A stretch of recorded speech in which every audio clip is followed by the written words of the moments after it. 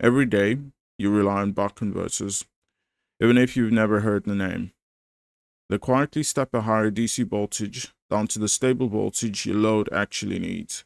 Your laptop, your phone charger, and countless boards inside consumer gear. The same topology shows up where failure isn't an option. Medical equipment, aerospace electronics, anywhere efficiency and a regulated supply at the load matter. You can control that conversion with analog hardware or with digital control. Digital buys you flexibility, easier tuning, monitoring, and upgrades, but it also brings real challenges: sampling, delays, and making sure the loop stays stable when everything runs in software. In the rest of this video, I'll go straight into a digital closed loop workflow, compensator design in the frequency domain, how to turn that into digital coefficients, and a short demonstration. We'll use a voltage mode buck converter as the running example. It's a familiar power stage, but the procedure is really about the controller design that you can carry out elsewhere.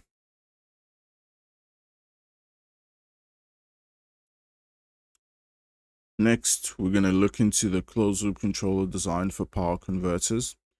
In this particular case, we're going to be using the buck converter to explain this. So before I get into the document, I'm just going to explain the individual steps we should generally take. And well, these are the steps that I would take. Obviously, there are other methods to do this, but these are basically the steps that have helped me so far. And I'm just going to get into it. So step number 1 would be to define the control goal. So I'm just going to outline the steps first, and then I'm going to get into detail later on. So step number 2 would be the plant model. Basically the duty cycle to output voltage transfer function for the buck converter. Step number 3, we'll be looking into the body design approach. And step number 4 would be the compensator structure and the pole 0 placement.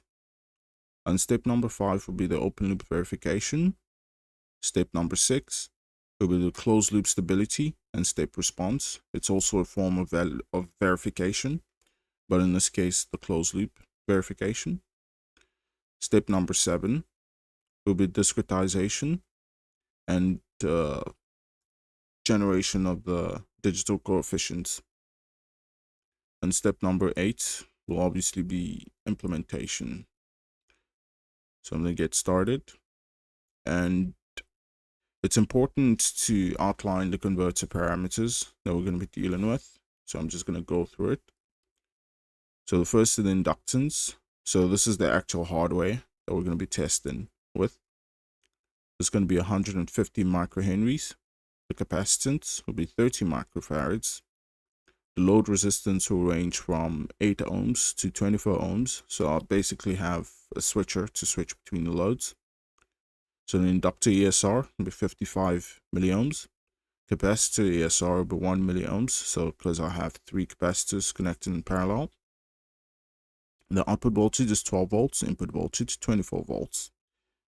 The switch on resistance, in this case the MOSFET on resistance, is 36 milliohms. And the diode forward voltage drop is 0.85 volts. The output voltage, output current and inductor current will range from 0.5 to 1.5 amps. The duty cycle, the steady state duty cycle, will be 0.523. As you can imagine, it's not 0.5 due to the fact that we've included the effects of parasitics. And the divider resistors, this is actually represents the voltage sensor of the system. So the larger resistor is 100 kilo ohms, the smaller resistor is 6.8 kilo ohms, and the ADC reference is 3.3 volts. Later on, I'll actually show that this could change.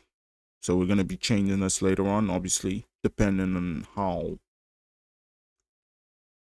I suppose, stringent the requirement is for 12 volts.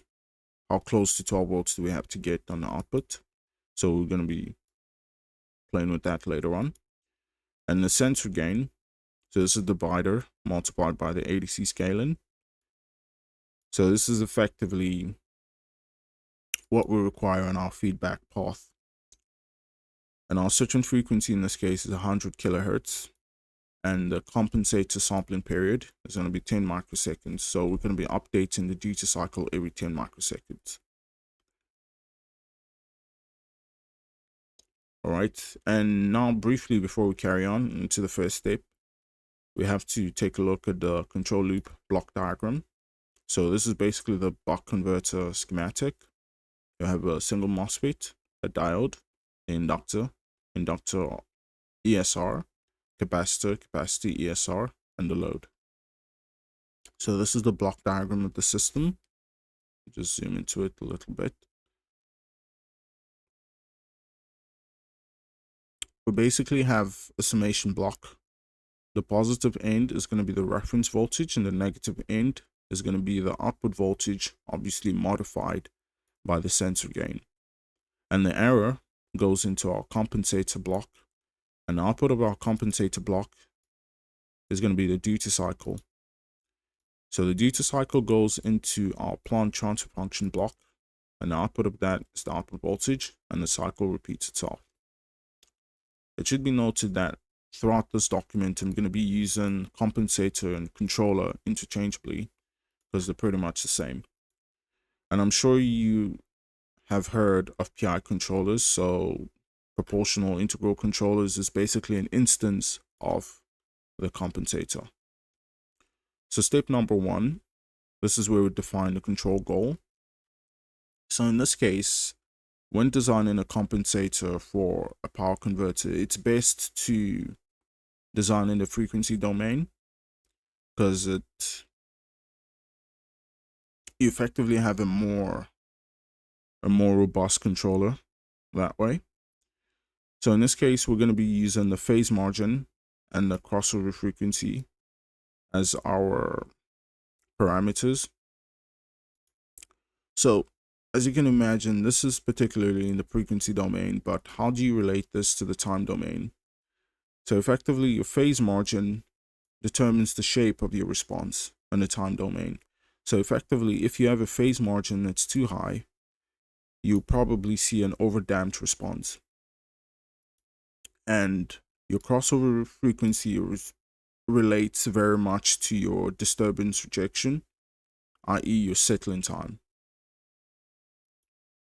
So effectively, the higher you go in your crossover frequency, typically you have a faster settling time of your system, and your system effectively responds to disturbances quicker, or it goes back to the set point quicker after disturbance.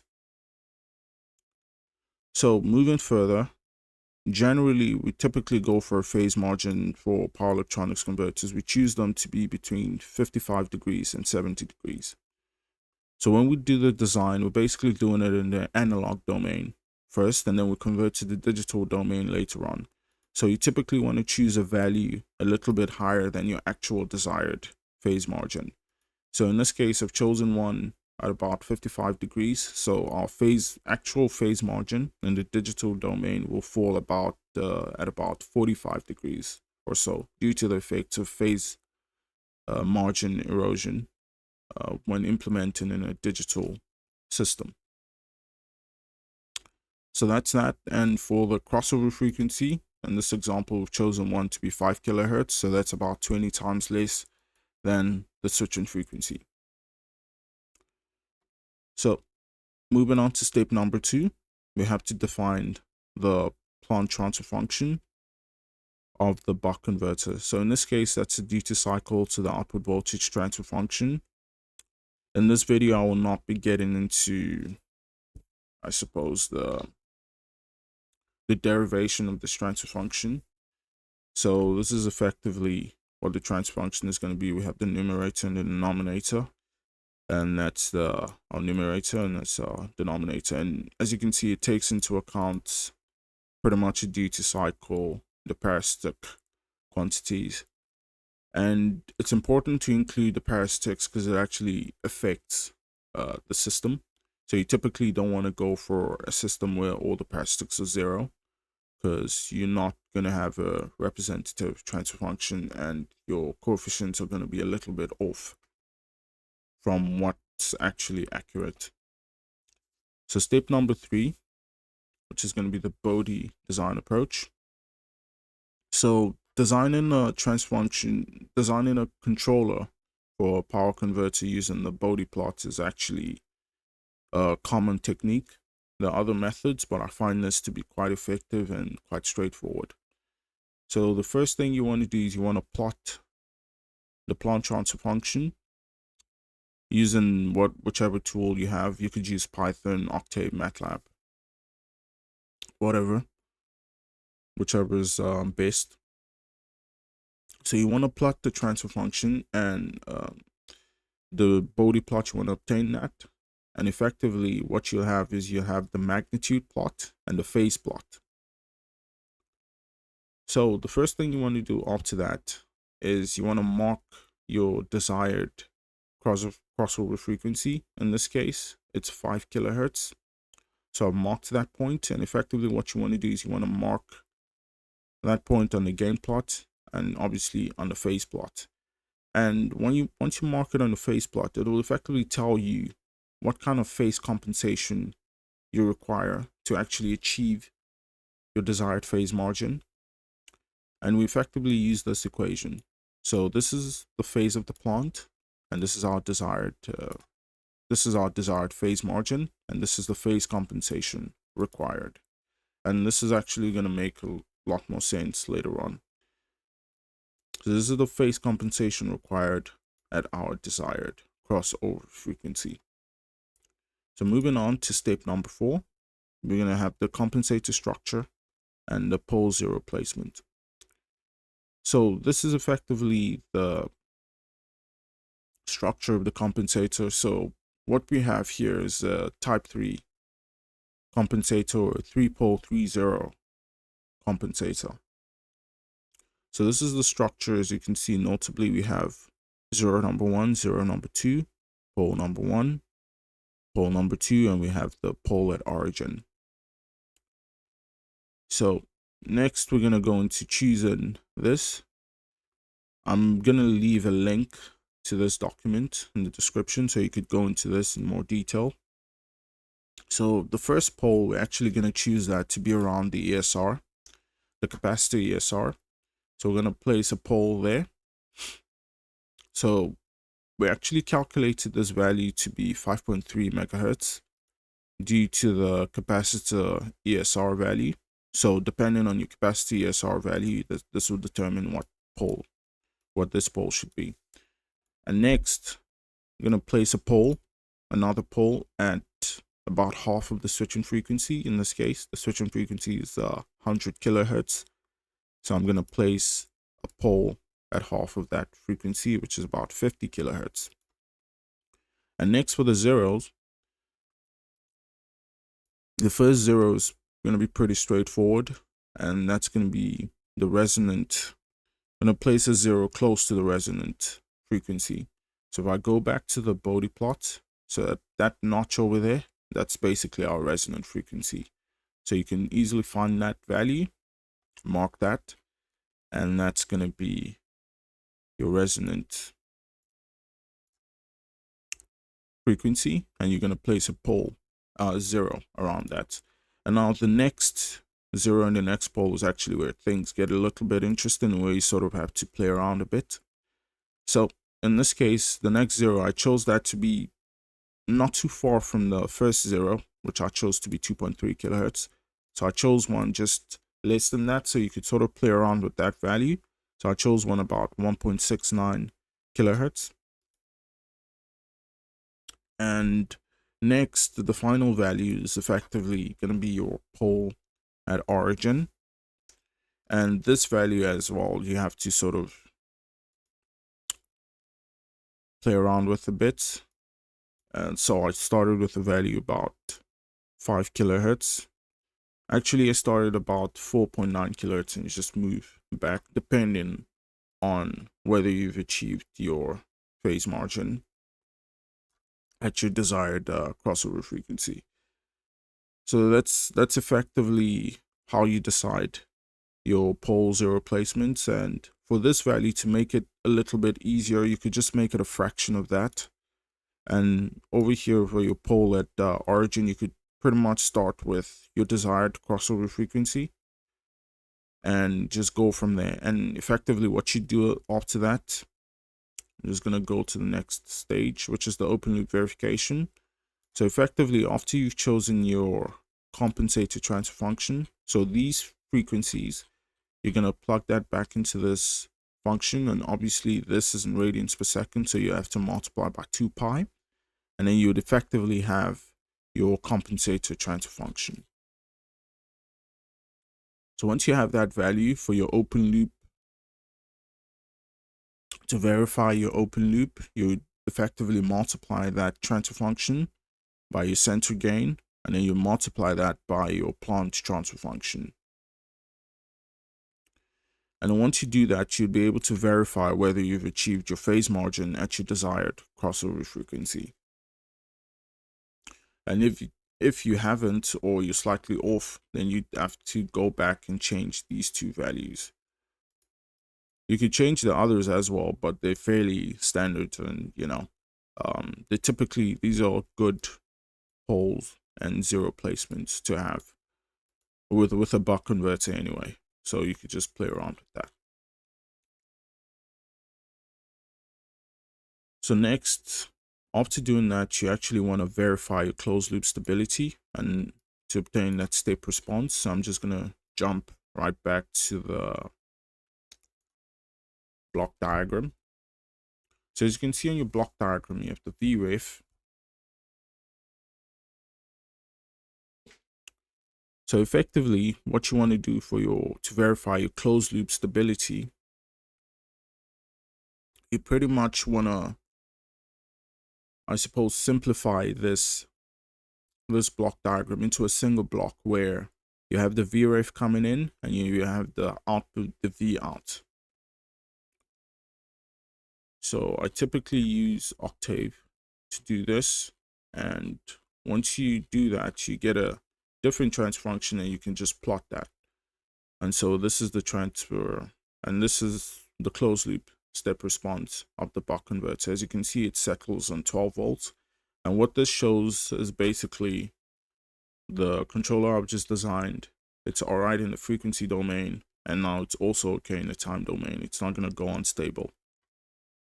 As you can see, we have a good settling time and we have a good rise time as well. And in this case, as you can see, we don't have an overdamped system owing to the fact that our phase margin selected is about 55 degrees. So in the digital, it will actually be less than that. And our crossover, and we have a decent crossover frequency because the system is fairly quick and it settles relatively quickly. So, well, below 2 milliseconds, I think in this application, it's a good time. So that's step number 6. Now, step number 7, you want to discretize the system and obtain the digital coefficients that you're actually going to use in the implementation of this controller. So in this case, to do this, to actually take the system from the analog to the digital, so far we've been designing in the analog domain, so we have to convert to the digital domain at this point. So to do this, we're going to use a bilinear transform. So there are several transforms you could use. There's a Z transform, but in this case I'm using the Tustin transform because it's been proven, over the years to be quite effective. So effectively what you want to do is you want to take the S value and you want to equate it to this expression. This is basically the relationship between the Z transform, your sampling period, and your S value. So this value, you're actually gonna substitute that into your compensator transfer function. As you can imagine, this will get quite complicated. And typically what you do is you substitute into this transfer function and then you obtain your coefficients from it using this as your sort of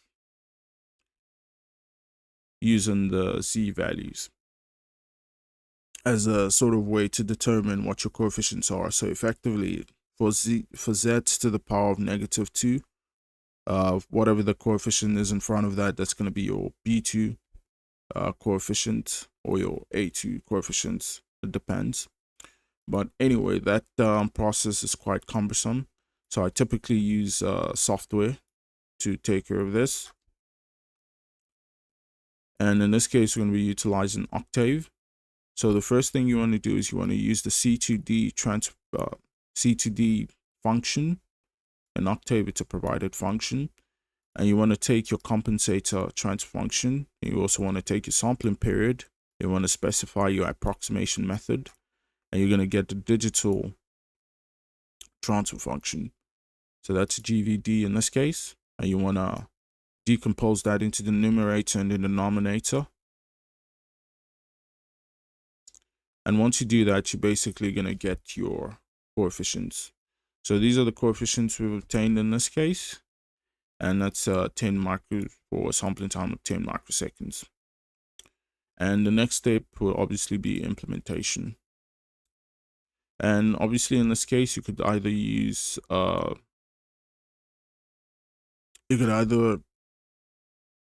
it from scratch, or you could use a tool in addition to your obtained controller coefficients. So that's about it. I suppose the next step will be going into the implementation, but before I do that, I just want to do a brief recap of what we've gone through here. So obviously step number 1 was to define the control goal. In this case, we defined the phase margin to be between 55 degrees and 70 degrees, chose 55 degrees in this case, and the crossover frequency was chosen to be 5 kilohertz. And obviously the control goal is tied into the shape of the response you'd require in the time domain, and also the speed of the response. And step number 2 was the plant model. So this is effectively, you have to define your transfer function model for your plant. In this case, that's a duty cycle to the output voltage transfer function, due to the fact that we're trying to control the output voltage using the duty cycle. And step number 3 was the Bode design approach. This is effectively where you mark your desired crossover frequency, and you determine the amount of phase compensation required to achieve your desired crossover frequency, or to achieve a specific phase margin at a desired crossover frequency. And step number 4 is where we actually designed the compensator and did the pole 0 placement. So in this case, the compensator was the type 3-pole 3-0 compensator. And step number 5 was where the open loop transfer function was verified. So effectively, open loop transfer function is the compensator transfer function multiplied by the center gain multiplied by the plant transfer function. And effectively, what you want to verify is that you're achieving your phase margin at your desired crossover frequency. You almost never obtain the exact values you want, but you get close enough to it. And step number 6 would be the closed loop stability and the step response. And effectively what we did there was we plotted the system in the time domain just to verify that it was stable, and then we got the desired shape of the step response, and within a fast enough step response, let's say. So by 2 milliseconds it was fully settled, actually a little before 2 milliseconds, which is, I would say, is quite decent for this application. And step number 7 was the discretization and obtaining the digital coefficients. And the discretization was done using a bilinear transform. Specifically, in this case, we used the Tustin approximation. And the coefficients were obtained for a sampling period of 10 microseconds. And just to clarify, the Octave script used to obtain the coefficients and which defines the transfer function, and all that stuff is also going to be included in the link in the description. So next step, we're going to go into the implementation. Right.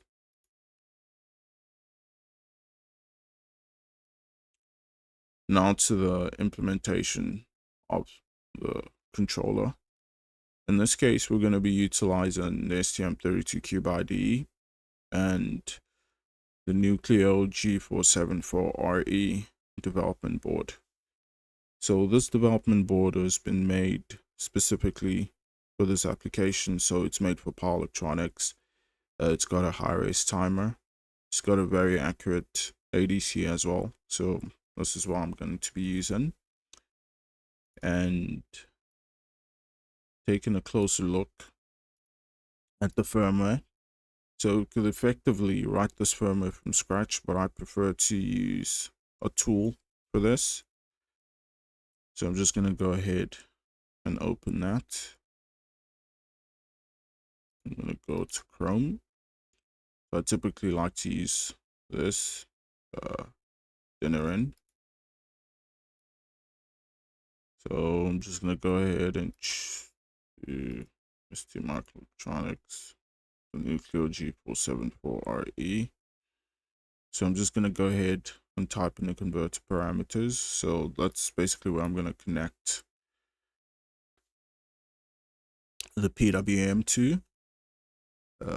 to basically generate the PWM for the converter.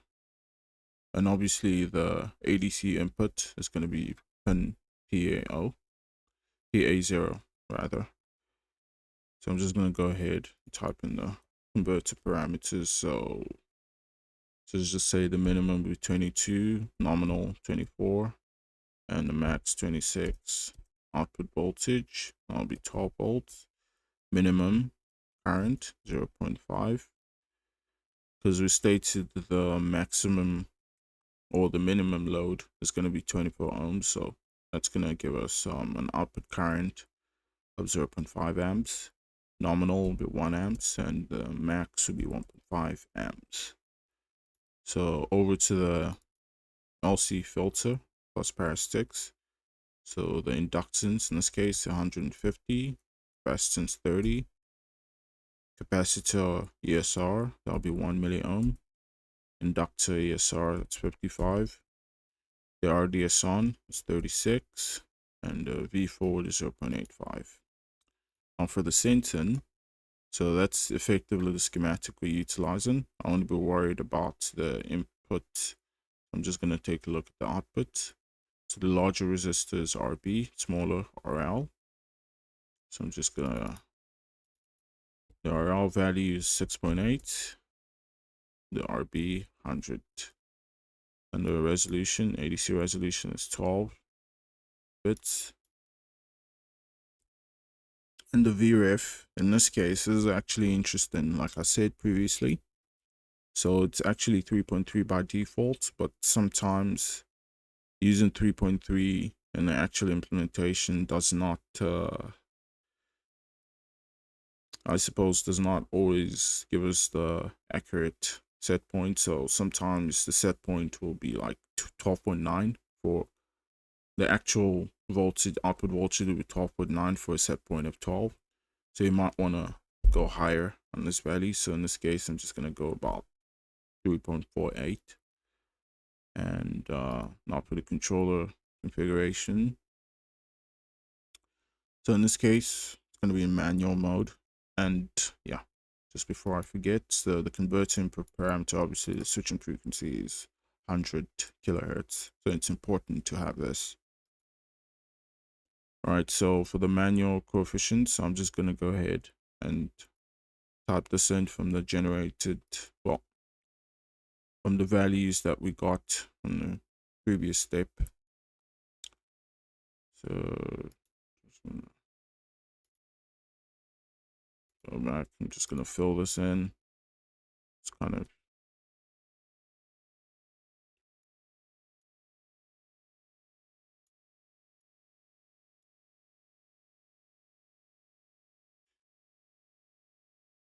It's gonna take a moment. You just go ahead and fast forward.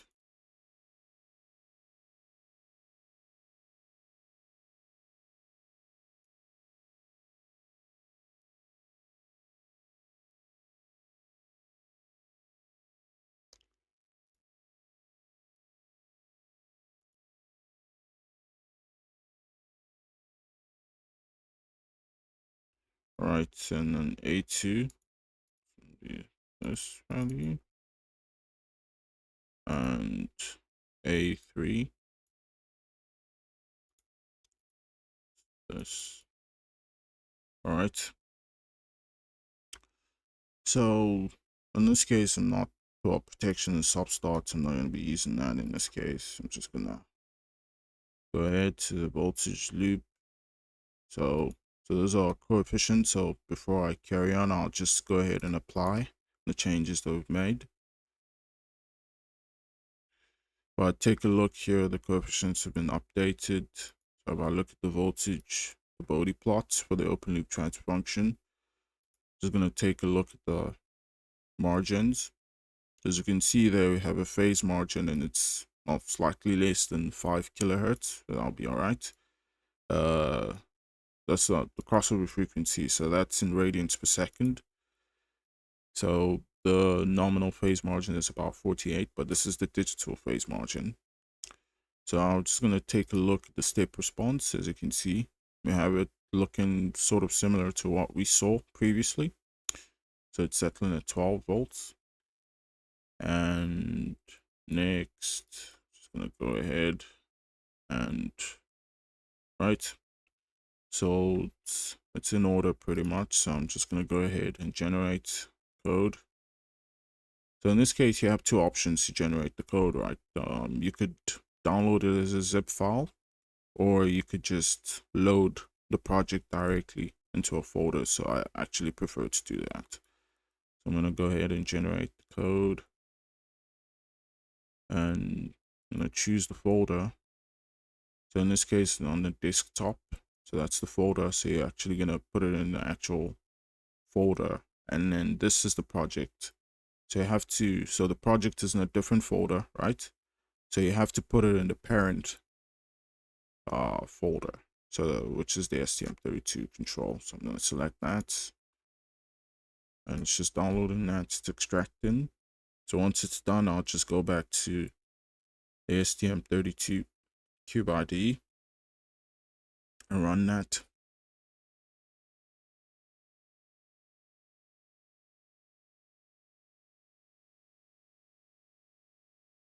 Okay, so it's done.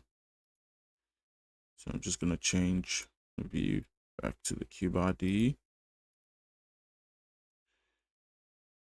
And that is the updated code. I'm just going to check the coefficients. There we are. So our coefficients, set point. So I'm just going to go ahead and run that.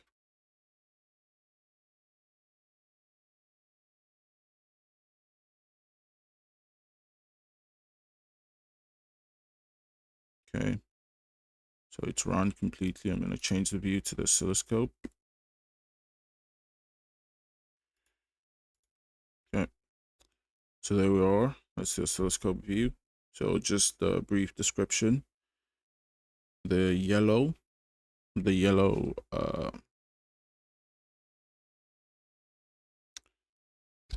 trace is effectively our output voltage.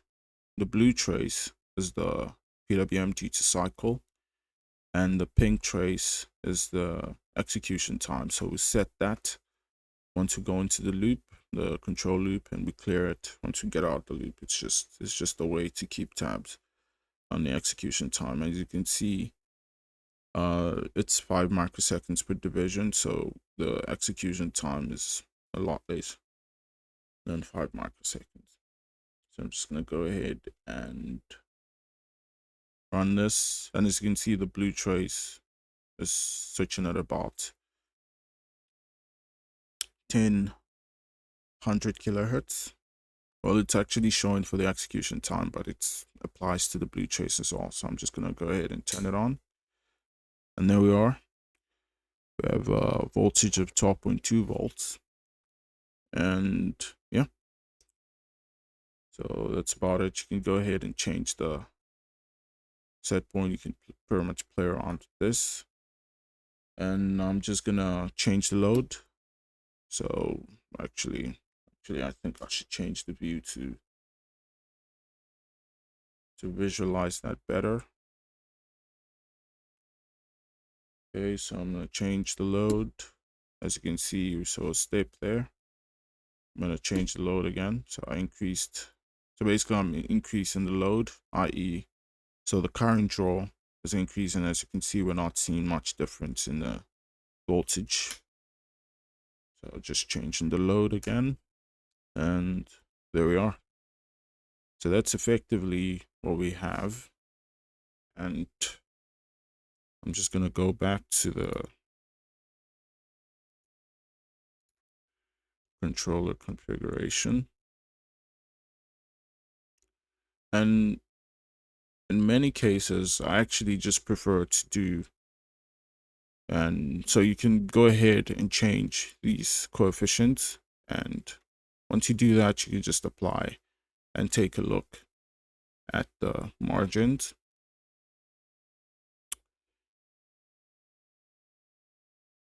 And just to confirm that everything is to your liking. Actually, I just prefer to go with automatic control most of the time because it just works better. So if I go for a target phase margin of 50, just going to go ahead and apply. There we are. It's been adjusted. Just going to go to the, and it's the values are more accurate in this case because it goes directly for it and it just changes the coefficients as required. So I'm just going to go ahead and generate this.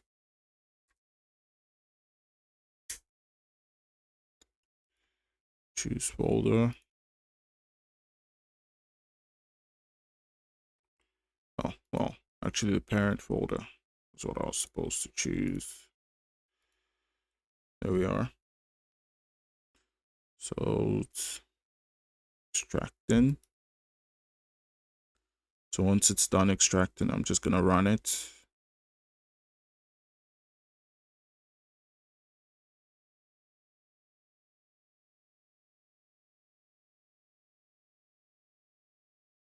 All right, so it's been updated. So I'm just going to jump back to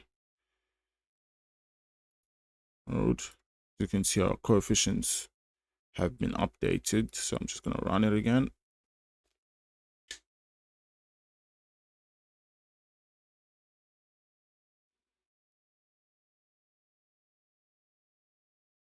Okay. I'm going to change the view back to the oscilloscope. There we are. Turn it on. There we are. I'll do that again. I suppose this time I'm just going to go ahead and change the set point actually, just to see what we're dealing with.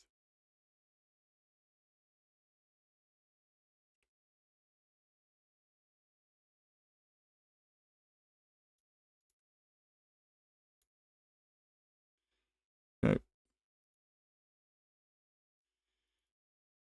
Just going to change that to 18, another nominal voltage. Go ahead and apply that. You can see coefficients have changed slightly.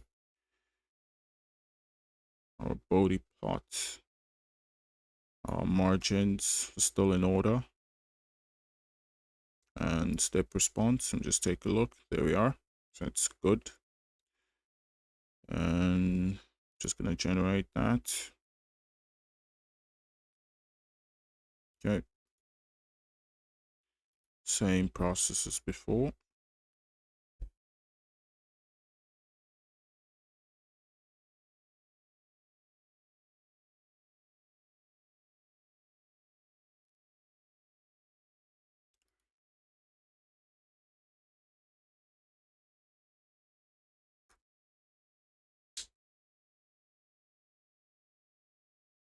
Okay. And body.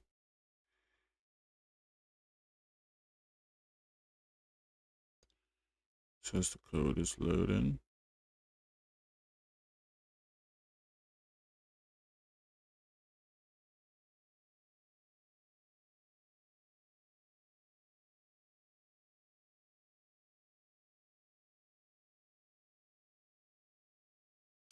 Okay, it's pretty much done.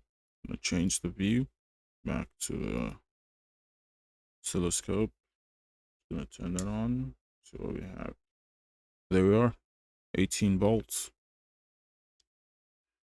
Just gonna change the load slightly. Here we are. Gonna go back again. All right, guys. I imagine you can just see those tiny specks. Well, that's about it. And it should be noted that at this point in time, the controller pretty much just turns on right after being activated. So basically, we have an absence of soft start implementation. In some applications, it's preferred to have that. So effectively, if that'll be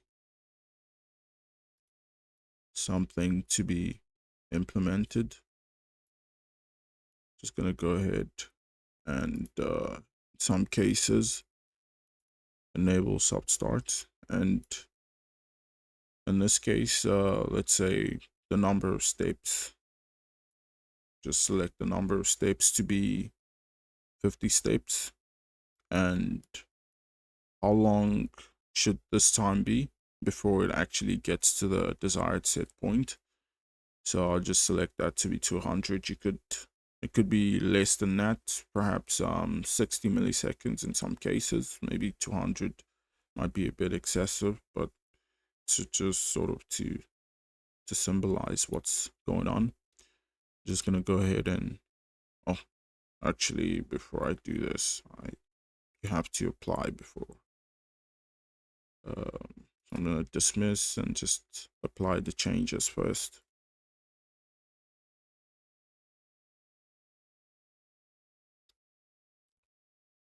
All right, there we are. Just gonna generate code, choose folder, STM32, and there we are, downloading.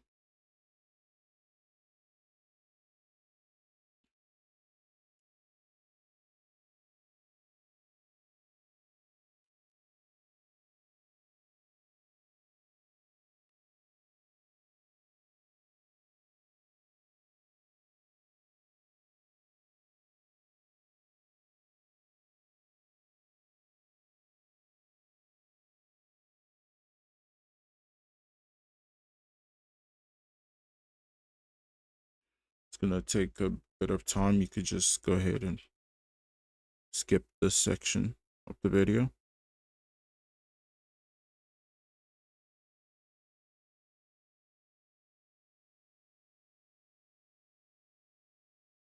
All right, so just gonna change the view back to STM32 NUCLEO-474RE. As you can see, it's been updated to deal with the VRF step.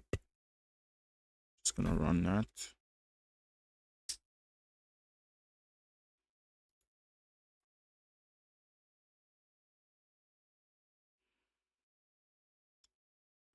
All right, so I'm just gonna go ahead and change the oscilloscope view.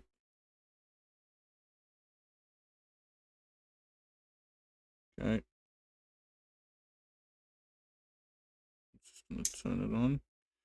As you can see, it jumps there right away, but upon reset, it actually implements the soft start, and we can clearly see the steps. So the steps were selected to be 50 steps. as was shown. And yeah, so that's one thing to take note of. It should be noted that in this particular application, I'm powering the development board with a USB with the laptop. That's sort of why I have to reset to actually see the soft start functionality. But ideally, the source of the converter should also be the source of the microcontroller. So they should basically turn on at the same time, and you'd actually see the soft start functionality in real time. And yeah, so that's about it. That's about all there is to implement in a controller in firmware. Just go ahead and zoom in horizontally to have a good look. So close up. This is effectively what we see. And yeah, so there you are.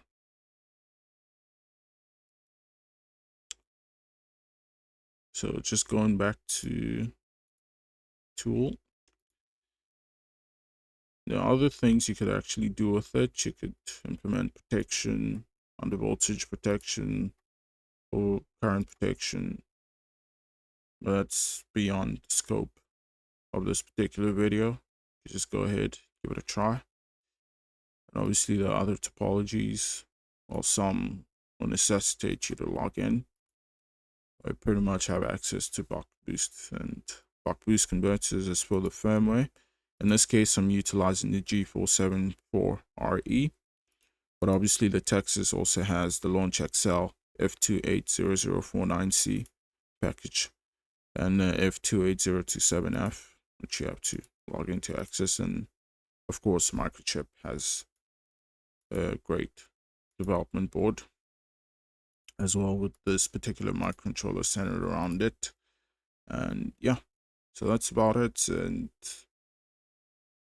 cheers. Have a good one.